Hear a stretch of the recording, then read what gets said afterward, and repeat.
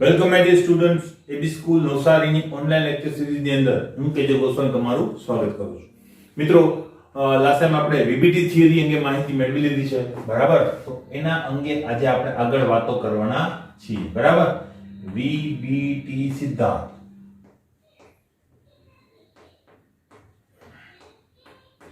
તાની માહિતી આપણે મેળવી લીધેલી છે. હવે તમને ખ્યાલ છે કે એમાં કયા કયા લોજિક આપણે કામમાં આવવાના છે, તો ત્યાંથી આપણે આગળ જવાના છે, થોડુંક રિકોલ પણ કરવાના છે, કેટલીક નવી બાબતો પણ હું તમને કહીશ. તો જોઈએ. પહેલી વાત, વીબીટી સિદ્ધાંત જે છે એની અંદર તમારે કેટલી વસ્તુઓ ખાસ આવડવી જોઈએ, બરાબર? એક તો તમને ઓક્સિડેશન આંક નક્કી કરતા આવડવું જોઈએ ધાતુનો. બીજી વસ્તુ ઇલેક્ટ્રોન રચના દોરતા આવડવી જોઈએ, બરાબર? અને ત્રીજું ખાસ અગત્યનું કે યુગ્મીકરણ ક્યારે કરવું એ વસ્તુ તમને આવડવી જોઈએ, બરાબર છે? તેની આપણે ડિસ્કશન કરીશું. હવે વીબીટી સિદ્ધાંત છે કેવી રીતે પૂછાય? તો મિત્રો વીબીટી સિદ્ધાંત તમને પૂછાય કે વીબીટી સિદ્ધાંત સમજાવો, તો એવી શક્યતાઓ ઓછી, અને કદાચ પૂછાશે તો પણ ઓછા માર્ક્સમાં પૂછાશે, બરાબર? તો વીબીટી સિદ્ધાંત પ્રશ્ન તરીકે આવે એવી શક્યતાઓ છે. આની અંદરથી કારણો મોસ્ટ ઇમ્પોર્ટન્ટ છે કે જે તમને પૂછાય છે, એમસીક્યુ માં પણ પૂછાય છે અને ડિસ્ક્રિપ્ટિવ ક્વેશ્ચનમાં પણ આવે છે. તો એ વસ્તુની તૈયારી ખાસ આપણે કરવાની છે. શેની? કારણોની, બરાબર? કારણો કેવી રીતે આવી શકે એની વાત હું કહી દઉં. પણ જો એક તમને લોંગ ક્વેશ્ચન આવી શકે તો એ ક્વેશ્ચન કેવી રીતે આવે? તો તમને ડાયરેક્ટ ક્વેશ્ચન પૂછી શકે, કોઈ પણ સંકીર્ણ લખીને આપે. દાખલા તરીકે તમને હું એમ કહી દઉં કે ભાઈ NiCN4 -2 સંકીર્ણ નું નિર્માણ સમજાવો.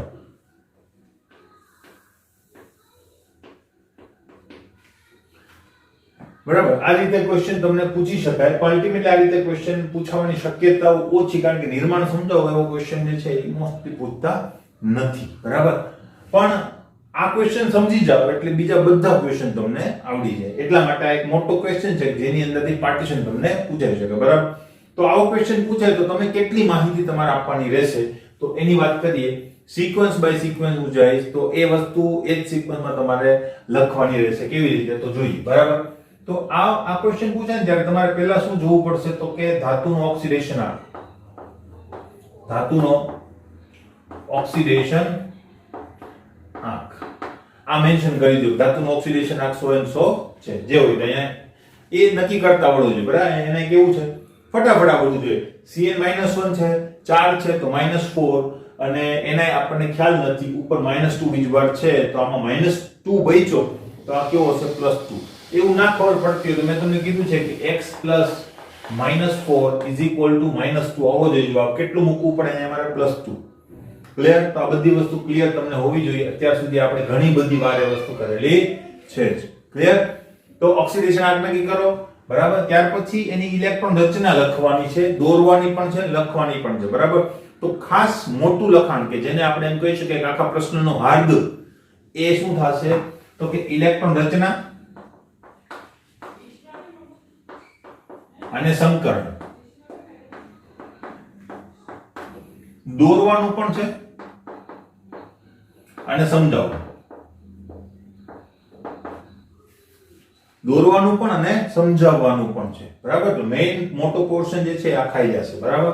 ત્યાર પછી શું કરવાનું છે? એ કમ્પ્લીટ થઈ જાય, બરાબર? અને સંકરણ તમને હવે ખ્યાલ આવી ગયો છે કયું સંકરણ આવશે, બરાબર? તો અલ્ટિમેટલી સંકરણ પછી તમારે એનો આકાર કહી દેવાનો. એ આના અંદરના જ પોઈન્ટની અંદર આવશે આકાર, બરાબર?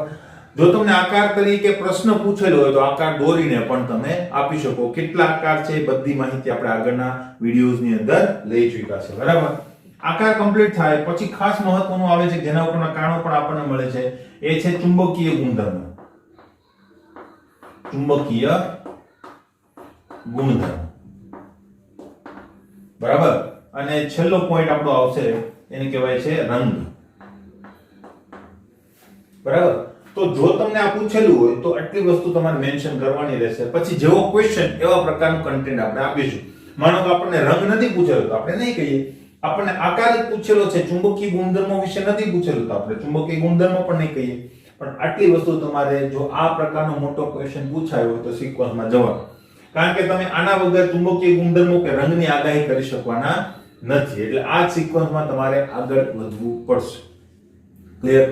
હવે ખાસ મેં કીધું અહીંયા ખાસ ધ્યાન રાખવાનું છે. તો અહીંયા શું ધ્યાન રાખવાનું છે? તો તમને ખ્યાલ છે કે અહીંયા યુગ્મીકરણ થાય છે, બરાબર? તો યુગ્મીકરણનું ખાસ ધ્યાન રાખવાનું. ક્યારે થાય છે? તો કે પ્રબળ લિગેન્ડ હોય ત્યારે યુગ્મીકરણ થાય, બરાબર? તો એ વસ્તુ ખાસ ધ્યાનમાં રાખવાની છે. પ્રબળ લિગેન્ડ હોય ત્યારે તમારે યુગ્મીકરણ કરવાનું છે. અને બાકી શું ગોઠવવાનું છે? અયુગ્મિત ઇલેક્ટ્રોનને ગોઠવવાના છે. ક્યારે? નિર્બળ લિગેન્ડ્સ હોય ત્યારે. ક્લિયર? તો આટલી વસ્તુ તમે મેન્શન કરવાની છે. કેવી રીતે કરવાની છે હમણાં પ્રશ્ન જોઈએ એટલે આપણને ખ્યાલ આવશે. ક્લિયર? પ્રશ્ન હજુ મોટો એ છે કે ભાઈ અલ્ટિમેટલી પ્રબળ લિગેન્ડ કયા, તો એ કેમ ખબર પડે, બરાબર? તો હવે જો પ્રબળ લિગેન્ડ માટેની એક સિરીઝ છે જેને સ્પેક્ટ્રોકેમિકલ સિરીઝ પણ આપણે કહીએ છીએ, પણ અલ્ટિમેટલી આવશે ક્યારે? તો કે CFT સિદ્ધાંતની અંદર ક્રિસ્ટલ ફીલ્ડ થિયરી આપણે લઈશું ત્યારે આવશે. ત્યાં સુધી શું કરવું, બરાબર? યુગ્મીકરણ ક્યારે થશે કેમ ખબર પડશે? તો એના માટેનું એક યાદ રાખી લેજો એટલે તમારે પ્રોબ્લેમ થશે નહીં. મોસ્ટલી આપણે જે પ્રબળ લિગેન્ડ છે એ ત્રણ જ મોસ્ટલી આપણે લેતા હોઈએ છીએ. કયા કયા? તો કે CO, બરાબર, NH3 અને Cn, બરાબર. આની સિવાય EN, ઇથિલિન ડાયમિન, બરાબર. આટલા લિગેન્ડ જે છે મોસ્ટલી આપણે લેતા હોઈએ છીએ પ્રબળ લિગેન્ડ તરીકે. બરાબર? આને સિવાયના જ છે. આ છે આટલા જ છે એવું કઈ ફરજિયાત છે નહીં, બરાબર? આની સિવાયના પણ છે, પણ આપણે મોસ્ટલી આ સામે આવશે. યાદ કેવી રીતે રાખવા? તો યાદ રાખવા માટેની એક ટ્રીક, બરાબર, તમારા કોમ્પિટિટિવમાં પણ કામમાં આવશે. આ યાદ રાખજો. કાન, નાક और हाथ. આ યાદ રાખો. કાન, નાક और હાથ. તો કાન, નાક છે ને એ પ્રબળ અને ઓર હાથ શું થઈ જશે? નિર્બળ. હવે આ શું છે? કાન, નાક और હાથ. કાનનો મતલબ થાય છે કાર્બન, નાકનો મતલબ થાય છે નાઇટ્રોજન, ઓરનો મતલબ થાય છે ઓક્સિજન અને હાથનો મતલબ થાય છે હેલોજન, બરાબર? તો જ્યારે દાતા પરમાણુ, કારણ કે લિગેન્ડમાં કોઈ દાતા પરમાણુ હશે, તો જ્યારે દાતા પરમાણુ કાર્બન હોય કે નાઇટ્રોજન હોય ત્યારે હંમેશા એ પ્રબળ લિગેન્ડ જ હશે. તો તમે જોઈશો કાર્બોનિલ કાર્બન દાન કરે છે, NH3 નાઇટ્રોજન દાન કરે છે, Cn માઈનસ, બરાબર, Cn ગમે તે દાન કરે પણ એ C દાન કરે છે, બરાબર? એનું ઊંધું NC લ્યો તો પણ એ પ્રબળ લિગેન્ડ તરીકે કાર્ય કરશે. En તમને ખ્યાલ છે ઇથિલિન ડાયમિન એમાઇન દાન કરે છે એટલે કે નાઇટ્રોજન દાન કરે છે. તો આ બધા પ્રબળ લિગેન્ડમાં આવી જાય. તમે આટલું યાદ રાખો અને જો તમે લિગેન્ડ વાળું પેલું કોષ્ટક બરાબર યાદ હશે તો એ કામમાં આવી જશે. ઓર હાથ, ઓક્સિજન અને હેલોજન વાળા મોટા ભાગના યાદ રાખજો, મોટા ભાગના શું હશે? નિર્બળ લિગેન્ડ હશે, બરાબર? તો આ વસ્તુ છે ધ્યાનમાં લેવાનું છે. ક્લિયર? પ્રબળ નિર્બળ તમારો કોન્સેપ્ટ જે છે કમ્પ્લીટ થઈ ગયો, બરાબર?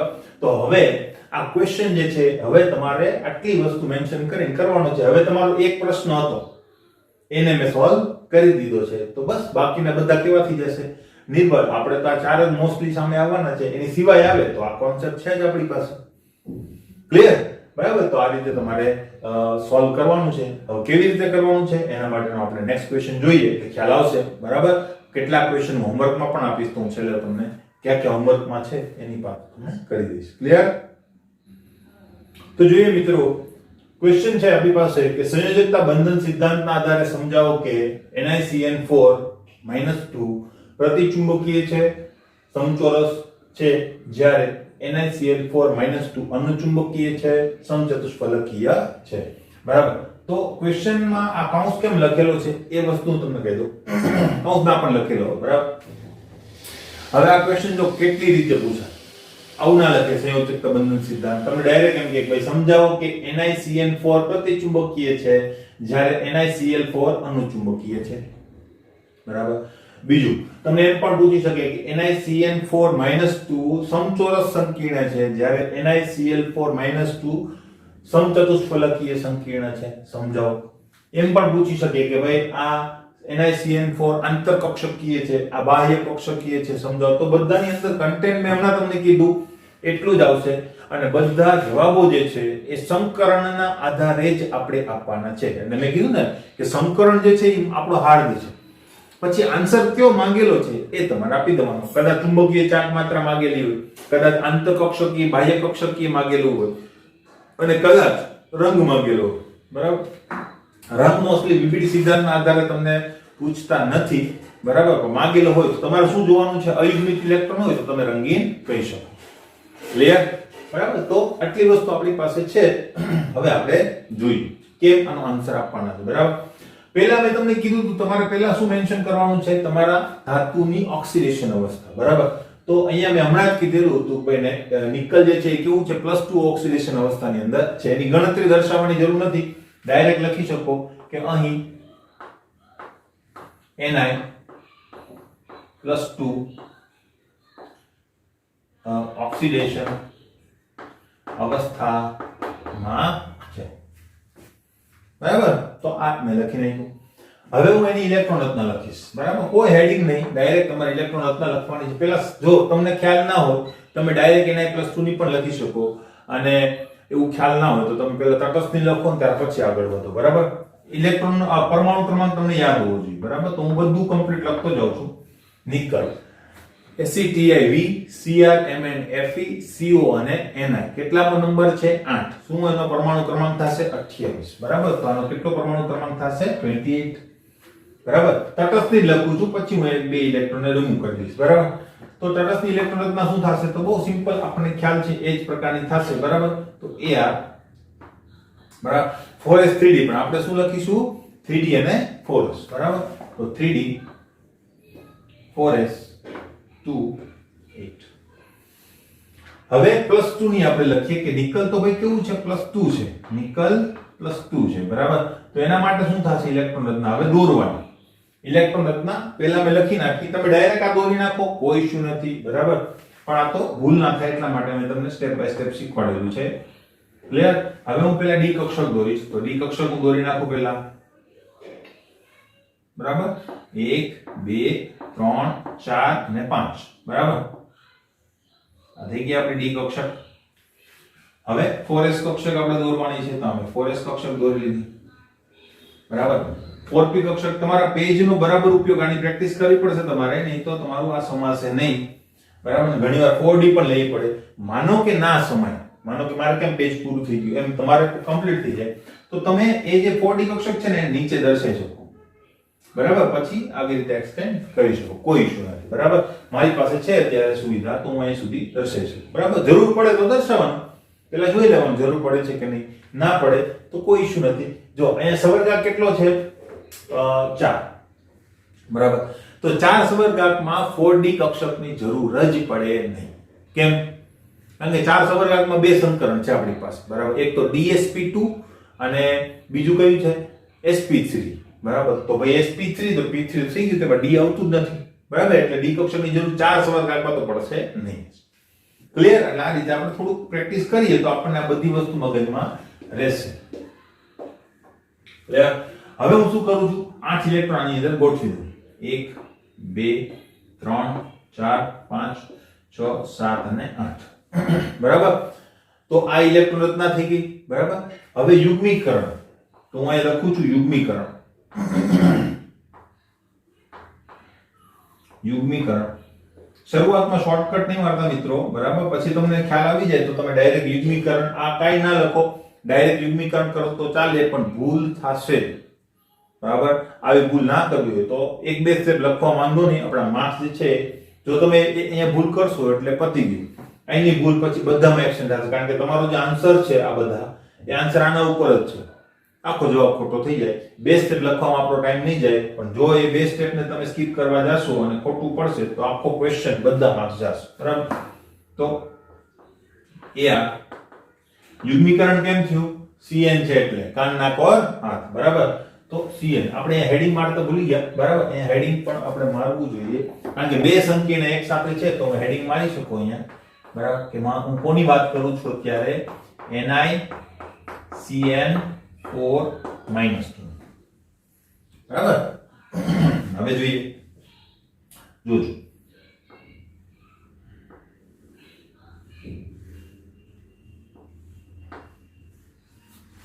ખાસ લોજિક વિચાર લેજો, પછી આપણે ઝડપથી જઈશું. બરાબર. અત્યારે ખાસ ધ્યાન રાખજો. 4p 4s અને 3d. બરાબર. હજુ હવે આમાં યુગ્મીકરણ થશે કે નહીં થાય, બરાબર? પહેલા વાત તો યુગ્મીકરણ થશે, બરાબર? બીજી વાત, યુગ્મીકરણ મેં તમને કીધું તો ખાસ ખ્યાલ રાખજો કે જરૂર પૂરતું જ યુગ્મીકરણ થાય, જરૂર ના હોય તો યુગ્મીકરણ થતું નથી. એટલે એવું ફરજિયાત નથી કે પ્રબળ લિગેન્ડ હોય તો ફરજિયાત તમારું આંતરકક્ષકી સંકીર્ણ જ બની જાય, નિર્બળ લિગેન્ડ હોય તો બાહ્ય કક્ષકી સંકીર્ણ બને, એવું કઈ ફરજિયાત હોતું નથી. નિર્બળ લિગેન્ડમાં પણ આંતરકક્ષકીય બને અને પ્રબળ લિગેન્ડમાં પણ બાહ્ય કક્ષકીય બને, બરાબર? મોટા ભાગે તમે એવું વિચારી શકો કે પ્રબળ લિગેન્ડ હોય તો આંતરકક્ષકીય સંકીર્ણ બનવાની શક્યતાઓ વધારે હશે, બરાબર? કારણ કે મોટા ભાગે એવા ટાઈપનું પૂછતા હોય છે, બરાબર? પણ ફરજિયાત હોતું નથી. એવા પણ કેસ હું તમને કહીશ. તો અહીંયા આંતરકક્ષકીય સંકીર્ણ 4 સવર્ગાંક વાળું કયું બને? DsP2, બરાબર? હવે DsP2 માટે મારે એક દ્વિકક્ષક ખાલી જોઈએ, તો હું યુગ્મીકરણ કરું, બરાબર? તો મને એક દ્વિકક્ષક ખાલી મળી શકે છે? તો કે યસ, બરાબર? તો મારું યુગ્મીકરણ સફળ થઈ શકે તેમ છે, એટલે યુગ્મીકરણ થશે, બરાબર? પણ યાદ રાખજો, પણ અહીંયા માનો કે 6 સવર્ગાંક હોત તો, સવર્ગાંક જો 6 હોત તો મારે કેટલી દ્વિકક્ષક જોઈએ આંતરકક્ષકીય સંકીર્ણ બનાવવા માટે? D2sp3, બે દ્વિકક્ષક જોઈએ.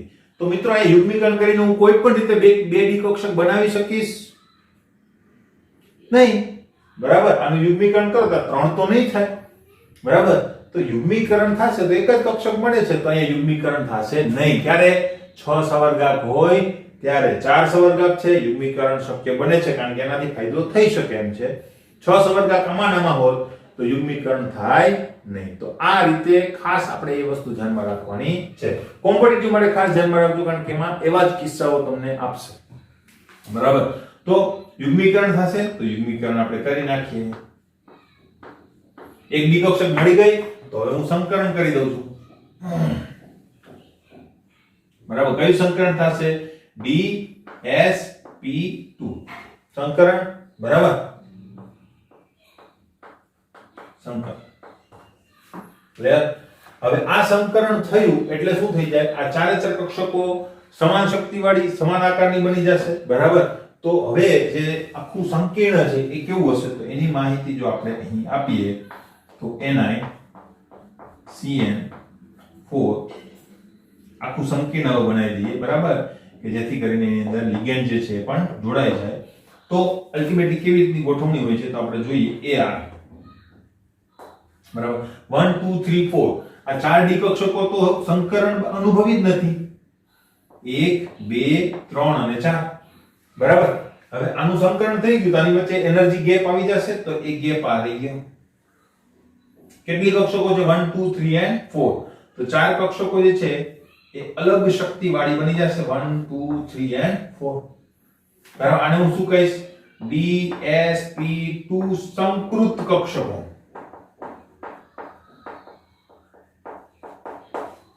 બરાબર? હવે એક કક્ષક જે 4p છે એ અલગ, બરાબર? તો 3d 4 કેમ આવી ગઈ ખબર પડી? આનું થઈ ગયું સંકરણ. સંકરણના કારણે જે ઉત્પન્ન થતી કક્ષકો છે સમાન શક્તિ સમાન આકારવાળી હોય તો આ ચારે ચારની શક્તિ હવે સમાન થઈ ગઈ. આ ચાર કક્ષકોની શક્તિ જે છે આને કરતા ઓછી થઈ ગઈ અને આની શક્તિ થોડીક વધારે. 4p ની શક્તિ આના કરતા ઓછી કારણ કે સિક્વન્સ ની અંદર આવે છે માટે. ક્લિયર? હવે અહીંયા ઇલેક્ટ્રોન આપણે ગોઠવી દઈએ 1 2 1 2 1 2 and 1 2, બરાબર?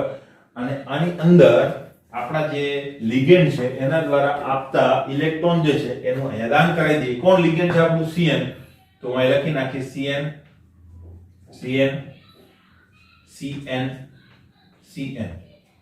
આ બધા આની અંદર ઇલેક્ટ્રોન યુગ્મોનું દાન દઈ સવર્ગ સહસંયોજક બંધ બનાવશે અને શું કરશે? સંકીર્ણનું નિર્માણ કરશે. ક્લિયર? બરાબર? આ બધી વસ્તુ તમારે લખવાની પણ છે. આની નીચે આટલું લખાઈ જાય. હવે આની અંદર તમે સ્કીપ કરી શકો. માનો કે તમે આ દોરો અને ડાયરેક્ટ પછી આ દોરી નાખો તો પણ ચાલે. ઘણા લોકો આ નથી દોરતા, ડાયરેક્ટ આની અંદર ઇલેક્ટ્રોનનું દાન કરાવી દે તો પણ ચાલે. ઇલેક્ટ્રોન રચના અને સંકીર્ણનું નિર્માણ લખેલું હોવું જોઈએ. મેં સ્ટેપ બાય સ્ટેપ કીધું છે જેથી કરીને પહેલો પ્રશ્ન છે તો તમને યોગ્ય રીતે સમજાવી શકાય.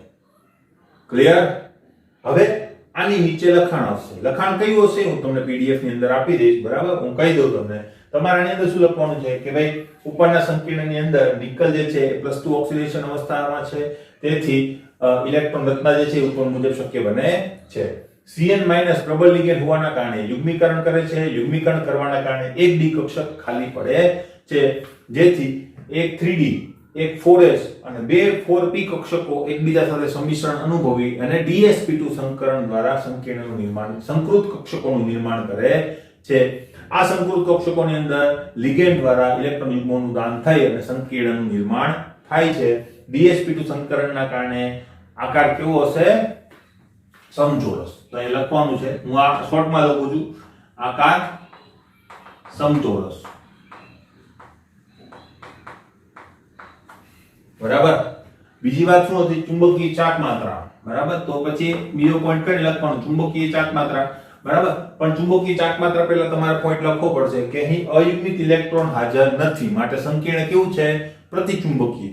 જો પ્રતિચુંબકીય હોય તો ચુંબકીય ચાક માત્રાનો જો ઉલ્લેખ છે કરવો કઈ જરૂરી નથી. તોય કરવો હોય તો તમે લખી શકો ચુંબકીય ચાક માત્રા μ 0.0bn. બરાબર. તો અહીં તમારે શું લખવાનું? પ્રતિચુંબકીય. ચુંબકીય ગુણધર્મ પ્રતિચુંબકીય અને μ લખવું જ હોય તો શું થશે? 0.0bn. ક્લિયર છે? બરાબર. આટલું થઈ ગયા પછી તમારે શું કહેવાનું છે? રંગ. તો અયુગ્મિત ઇલેક્ટ્રોન છે જ નહીં, માટે રંગ કેવો હશે? રંગવિહીન હશે. બરાબર. મેન્શન કરવું હોય તો કરવાનું, પણ અહીંયા આપણો પ્રશ્ન શું છે જોઈ લેવાનો, એ મુજબ તમારે છેલ્લે આન્સર આપવાનો થશે. મેં તમને સંકીર્ણનું નિર્માણ સમજાવ્યું. બરાબર. હવે પ્રશ્ન મુજબ તમારે આન્સર આપવાનો છે. તમને શું પૂછેલું છે? એક તો કાં તો પ્રતિચુંબકીયનો પ્રશ્ન હશે, કાં તો સમચોરસ એટલે કે આકારનો પ્રશ્ન હશે. તો મેં બે વસ્તુ મેન્શન કરી દીધી. બરાબર. તો અહીં નીચે લખવાનું કે અહીં અંતરિક્ષ કક્ષકીય સંકીર્ણ dsp2 ના કારણે તેનો આકાર કેવો છે? સમચોરસ છે. આકાર પૂછ્યો હોય તો. બરાબર. અને જો માત્ર ચુંબકીય ચાક માત્ર પૂછેલી હોય કારણની અંદર, તો લખવાનું કે અહીં અયુગ્મિત ઇલેક્ટ્રોનનો અભાવ માટે પ્રતિચુંબકીય છે. અને પછી બીજું સંકીર્ણ આપણે મેન્શન કરવાનું. ક્લિયર? અહીં સુધી ખ્યાલ આવી ગયો? ના ખ્યાલ આવ્યો તો ફરીથી એકવાર જોઈ લેજો એટલે ખ્યાલ આવી જશે. બરાબર. નેક્સ્ટ, હવે આની પછીનું બીજું સંકીર્ણ પણ આપણે મેન્શન કરવાનું છે ને, કારણ કે એક જ પ્રશ્નમાં બંને સંકીર્ણો છે. બરાબર. તો અહીંયા બીજું સંકીર્ણ હવે લઈ લેવાનું. Cl4 કાઉન્સ નહીં આવે એની અંદર. બરાબર. હવે એની અંદર શું થશે? આ બધું સેમ ટુ સેમ રહેશે. મેં કીધું એમ આની અંદર સ્કીપ કરી શકો. આની અંદર બે જ ઇલેક્ટ્રોન રચના દોરો તો પણ ચાલે. બરાબર. પ્રેક્ટિસની વસ્તુ છે. પ્રેક્ટિસ કરો એટલે બધું મગજની અંદર તમને ખ્યાલ આવી જાય કે મારે શું કરવાનું છે. બરાબર. આ અને આ આની અંદર ડાયરેક્ટ તમે દાન આપી દો તો પણ ચાલે. ક્લિયર? હવે જો આ થઈ ગયું. બરાબર. હવે શું થશે? આ ઇલેક્ટ્રોન રચના Ni+2 ને આ ઇલેક્ટ્રોન રચના યુગ્મીકરણ થશે નહીં. બરાબર. હવે યુગ્મીકરણ ના થાય તો તમારે આ ઇલેક્ટ્રોન રચના જ લખવાની જરૂર નથી. આ ઇલેક્ટ્રોન રચના લખવાની જરૂર નથી. બરાબર. હું રાખું છું. ખબર પડી? એટલે આ ઇલેક્ટ્રોન રચના તમારે આવે જ નહીં. એટલે હું સંકરણ પણ બદલાવી નાખી જેથી કરીને ઉપર થોડુંક આપણે દર્શાવી શકીએ. બરાબર. યુગ્મીકરણ થતું જ નથી તો ડાયરેક્ટ અહીંયા તમે સંકરણ દર્શાવી શકો, તો યુગ્મીકરણ તો હવે થવાનું નથી. બરાબર. તો તમારે બે વાર દોરવાની જરૂર જ નથી. તમે અહીંયા પણ ડાયરેક્ટ સંકરણ દર્શાવી શકો. ખબર પડી કે નહીં? બરાબર. એટલા માટે મેં અહીંયા સ્કીપ કરી દીધું. ક્લિયર? તો અહીંયા તમે સંકરણ દર્શાવી શકો ડાયરેક્ટ. આ શું થઈ ગયું? તમારું સંકરણ. કયું સંકરણ થયું? sp3 સંકરણ થયું. તમે અહીંયા એક કક્ષક વધારી દો એટલે તમારી આ sp3 સંકૃત કક્ષકો આવી ગઈ કે નહીં? બરાબર. આ sp3 સંકરણ અને આને શું કહેવાશે? sp3 સંકૃત કક્ષકો.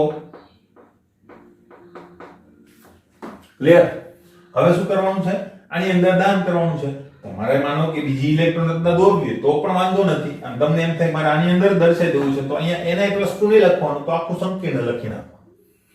ક્લિયર? તો હું એક આખું સંકીર્ણ જો લખી નાખું તો પણ ચાલે, પણ હું લખું છું કઈ વાંધો નહીં. બરાબર. તો હું આખું સંકીર્ણ જો હું લખું NiCl4-2 અને આ આપણું સંકીર્ણ થઈ ગયું. બરાબર. હવે શું થશે? યાર બરાબર. હવે જો આ તો પાંચે પાંચ ડી કક્ષકો સેમ શક્તિવાળી જ રહી, એમાંથી કોઈ ભાગ નથી લીધો સંકરણની અંદર. બરાબર. 3D ઇલેક્ટ્રોન પણ એમના એમ જ છે. બરાબર. હવે આ ચાર કક્ષકો જે છે એની અંદર ઇલેક્ટ્રોન યુગ્મોનું દાન આવશે. બરાબર. આ શું છે? sp3 Sanskrit કક્ષકો 1 2 3 and 4. બરાબર. આની અંદર કોણ દાન કરશે? આપણા લિગેન્ડ્સ. બરાબર. તો લિગેન્ડ દાન કરશે તો એ લિગેન્ડ ને આપણે રેડ કલર થી દર્શાવીએ છીએ. રેડ કલર થી દર્શાવી દો CN CN CN CN. બરાબર. આ એની તરફથી આવતા ઇલેક્ટ્રોન ચોકડી વડે દર્શાવું તમે તમારી મરજી, તમે ડાયરેક્ટ ઇલેક્ટ્રોન વડે પણ દર્શાવી શકો, કોઈ ઇશ્યુ નથી. તો આ થઈ ગયું. બરાબર. હવે અહીંયા sp3 સંકરણ થયું તો હવે આકાર જે છે એ આકાર સમચોરસ નહીં, હવે આકાર કેવો હશે? સમચતુષ્ફલકી.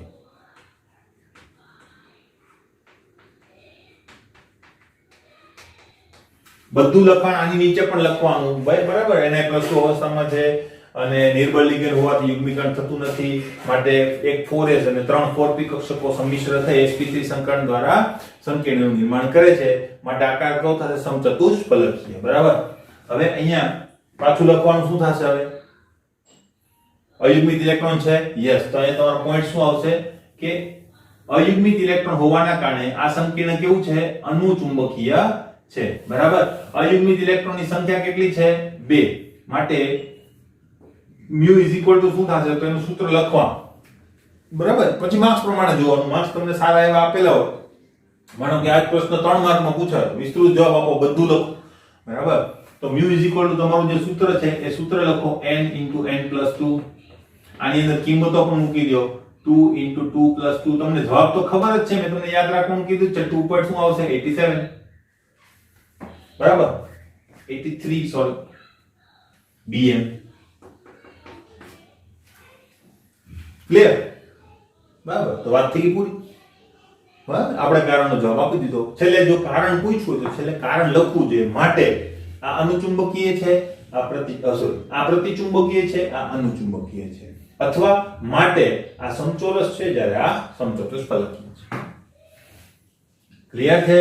બરાબર. તો આ રીતે તમને પ્રશ્ન પૂછાય તો આન્સર આપવા પડે.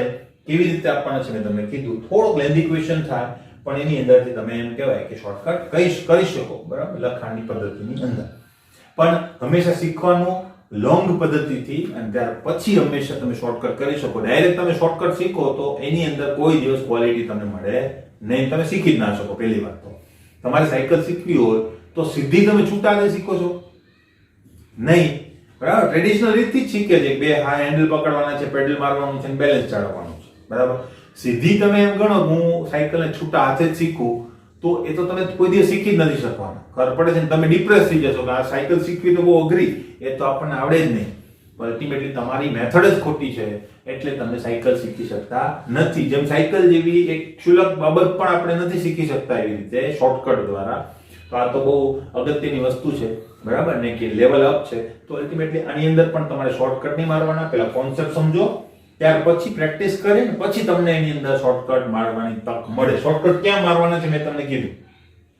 ઇલેક્ટ્રોન રત્ન આટલી બધી દોરવાની જરૂર નથી, તમે 2 જ દોરો, આ ના દોરો તો પણ ચાલે. પણ એ ક્યારે આવે એ બધી સ્કિલ? જ્યારે તમારી પાસે પૂરતી પ્રેક્ટિસ હોય ત્યારે. ખબર પડી? બરાબર. તો આવા નેક્સ્ટ ક્વેશ્ચન ની ઉપર જઈએ. હવે હું છે ને આ બધી વસ્તુ મેન્શન નહીં કરું, હું ડાયરેક્ટ જ આ વસ્તુ મેન્શન કરીશ. કેવી રીતે લખવાનું છે એનો આખો ફોર્મ્યુલા તમારી પાસે છે.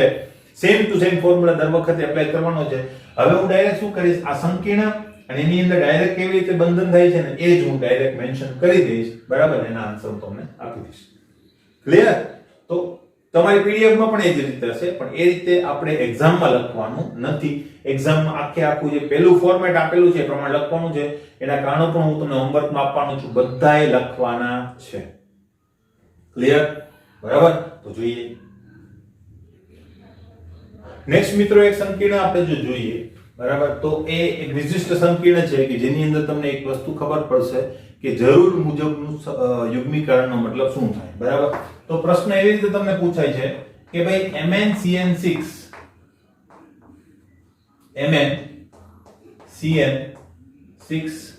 -3 એ અનુચુંબકીય છે તથા તેની ચુંબકીય ચાર્જ માત્રા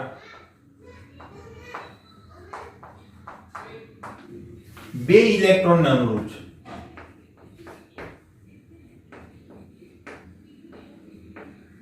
સમજાવો.